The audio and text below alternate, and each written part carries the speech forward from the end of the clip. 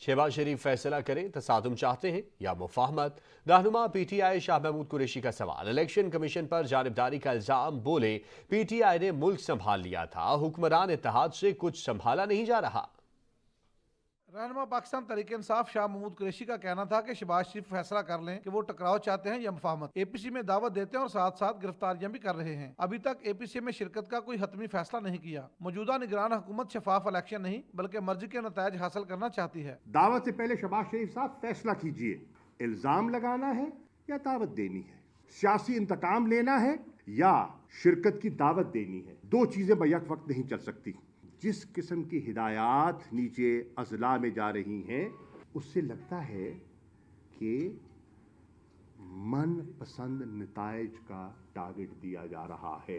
शहबाज शरीफ KPK में दहशत गर्दी पर खर्च होने वाले 471 अरब का हिसाब मांग रहे हैं। क्या पंजाब में पुलिस पर खर्च की गई रकम का भी हिसाब देंगे? इदारों से सवाल है कि मुल्क में सियासी इंजीनियरिंग करनी है या कानून की हुक्मरानी? फैसला कर लें, हम हर तरह के हालात के लिए तैयार हैं। वो कहते हैं खैबर पख्तूनख्वा की हुकूमत 471 का हिसाब दे। बिल्कुल, हिसाब से कोई नहीं कतराता। मैं सवाल करता हूँ शहबाज शरीफ साहब, क्या जो पंजाब की पुलिस पे खर्च हुआ आप हिसाब देने के लिए तैयार हैं? हम देने के लिए तैयार हैं। क्या आप भी हैं? क्या जो एक्स्ट्रा जुडिशियल किलिंग्स हुई पंजाब में आपकी निगरानी में, क्या उसका हिसाब देने के लिए आप तैयार हैं? हमारी हुकूमत ने मुल्क में यकजहती के लिए काम किया, फाटा समेत इलाकों को कौमी दायरे में लेकर आए। वजीर खारजा के पास सारी दुनिया के लिए टाइम है लेकिन काबुल जाने के लिए नहीं। कैमरामैन अमजद जादी के साथ राना कामरान, सच न्यूज़ लाहौर।